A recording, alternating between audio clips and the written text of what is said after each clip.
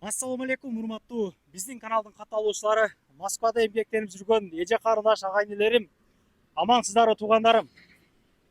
Жакшылыктар боло берсин. Сиздерге жакшы кабар менен чыгып атам. Ар дайым мен сиздерге жакшы кабарларды гана айтып келгенмин. Кыргыздар Москвада өнүгүп өсүп атабыз. Бул дагы жакшылык. Буюрса 12 июнь күнү бирден кечки саат 8ге чейин, 12ге чейин деп адаштырып койдум. Бирден 8ге чейин чайхана кара суунун ачылыш аземи болот. Буюрса туугандар, мына ар дайым эле чайхана тартып жүрөбүз. Аш менен шорпо кылып атат бардык эле жерде. Бул жерде вообще өзгөчө тамактар менен элдерди тосуп алактап атат.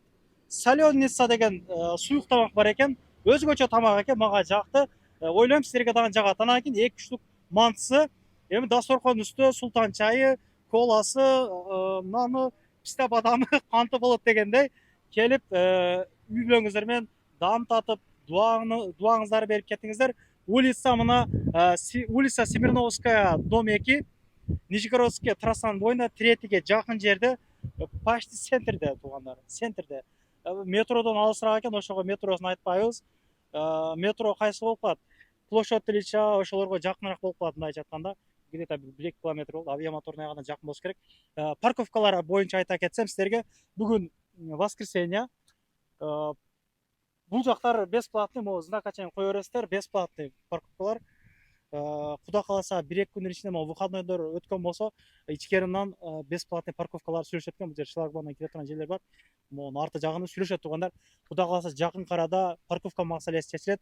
Андыктан азырынча бул жагы бесплатный. Эгер бул жак толо болсо, бул жактарда 40 рублик парковкалар бар. Келип чай ичип кетиңиздер. Жакшылыктардын үстүндө куда кааласа биримдикте боло бере, жүрүңүздөр анда. Болушунча максималдуу түрдө группадан группага таратып коюңуздар туугандар. Группадан группага келип, мына постоянно эле 1-2 жерлерде 1-2 сааттардан кылып атабыз ачылыштарын. Мына атайын кылыпсыңар дейт.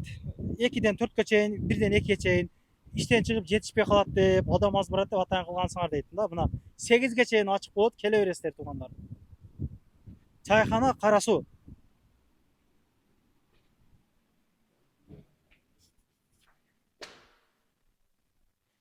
Эми мен сиздерге ачыктай албай көрсөтпөй жүргөн бир өнөрүм силер көрбөйсүзбү? Мына мен силерге чертип берем 1-2 музыкалардан.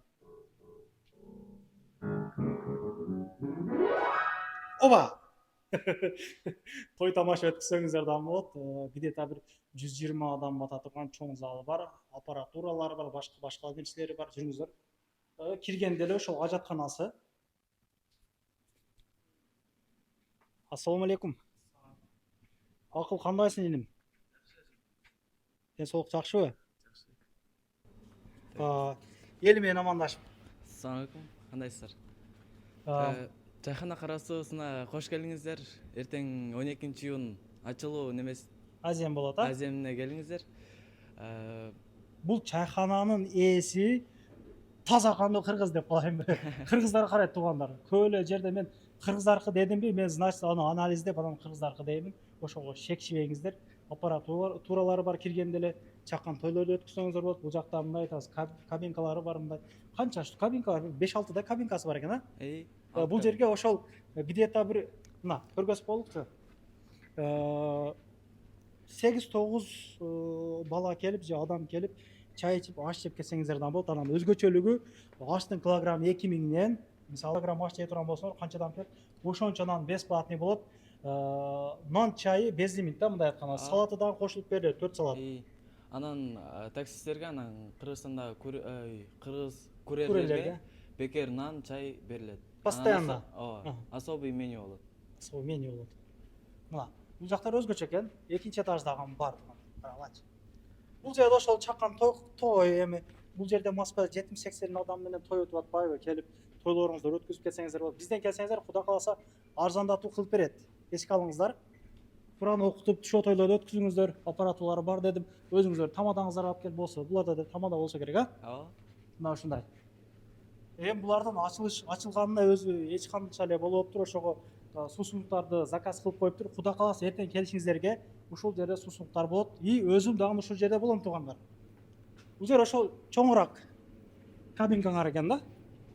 Бул жерде где-то ошол бир 20дай жамаат келип отуруп келсеңиздер болот. Чакан ошол коллективдер, башкалар. Той көрсөңүздөр болот, туугандар, досторум. Той көрө албай жүргөндөргө мына тоюңуздарды. Элден жашыра турган эч нерсеңер жокпу? Жок. Ашканаңарды тартайлык. Мейли бар. Көп жерде элдер суранат да, эми барып жеңге жараша ашканасын тартып кой, тактан биз жеп атканыбызды билелик деп. Бул жерем кичине мындай бар экен. Кассасы ошол карта менен наличныйдан оплата боло берет. Тазалыктары жакшы экен туугандар, чын айтайын. Тазалыкка бекем боло бериш керек. Мына биздин кухня. Келе бериңиз. Я моуну кийип алайынчы. Сенин үстүңдө формаң бар экен. Мен эжелерим карап турат да, ошо мен не кылган болсом. Бул батабы экен мага. Бул жерде турган ушу мага боло керек. Болмаса, оба. Укпай калды. Укпай калдыбы? Өтүп кетесизби? Мен өтүп Өтүп кетип жүрүңүз, Туугандар, эми башымда кепкам бар. Кудай кааласа эми талапка жооп бере тургандай кийим кийдим окшойт. Бул эри горячий экен, бул жер. Тазалыгына көңүл буруңуздар, эже карындаштар. Холодкасы бул жагы. Мындай холодильнигин мындай карап койгула, эмне сахарга окшоп мен андай көргөзүп коеюн. Готовый эч нерсеси жок, бардыгы сразу даярдалып берилет. Канча мүнөттө отдачаны бересиздер, эже? 10-15 мүнөттө беребиз. 10-15 мүнөттө. Сразу даяр болот. Нөлдөн баштап эле. Жакшы. Бул жагы ошол тандыры бар экен. Шашлык, машлыктар пышырылат. Бул жер эми пицца-миссалар окшойт, Нан пышырабыз. Как раз баягы сиздер заказ кылган шорполор, аштар ошол жерде пышырылат мына туугандар. Бул жерде агабыз шашлыкты баштады мына. Бисмилла дегенде. Алтасызбы? Biraz тартып окшойт. Бул жерде чоң холодильниги бар экен мындай айтканда. Мына ушундай туугандар. Бүгүн даярдап, эртең сиздерге эч нерсе сатпайт, бардыгы свежий болот деген нерсе да. Экинчи этажын көргөзөлүк.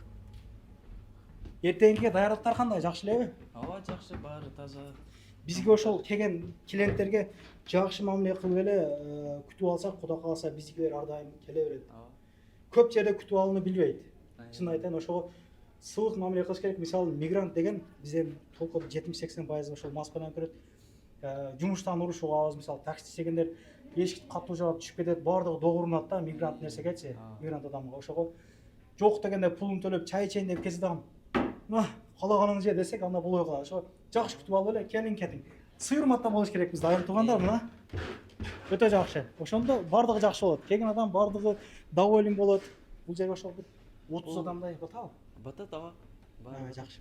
Мен как раз бирөө жарымдан бекинип чай ичем деген туугандар болсо, жакшы экен. Ошол клиенттер келип атышат, только кыргыздар билбей атат да. Кыргыздар только немелер келип атышат, орустар. Бул жер өзү илгери башка улутка караганда чайхана болгон, армендердин немеси экен да.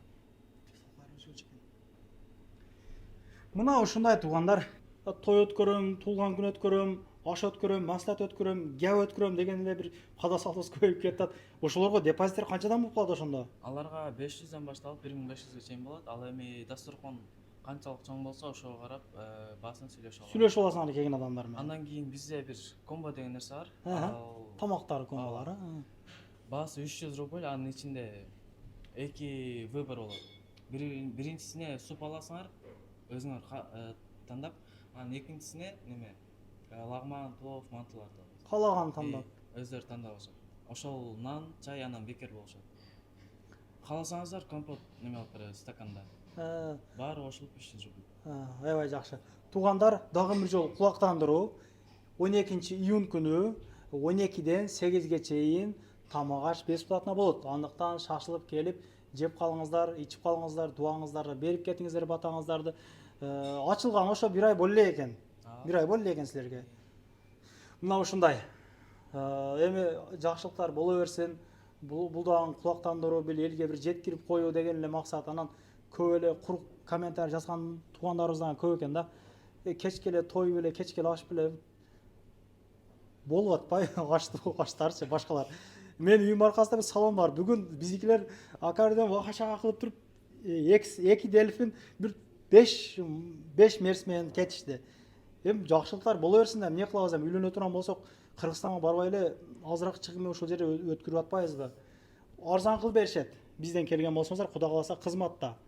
Дагы эмне дейин дедим эле, группадан группага таратпаңыздар, лайк басыңыздар дегендей, дамытып кетиңиздер. Анан кимдир бирөөдө кирди чыкты маселе болуп калса, сүйнөгүмө кайрыласыздар, келгенден кийин үчөө коюп берет, чыкпай туруп, чорныйдан балдан текшерип берет. Келиңиздер туугандар.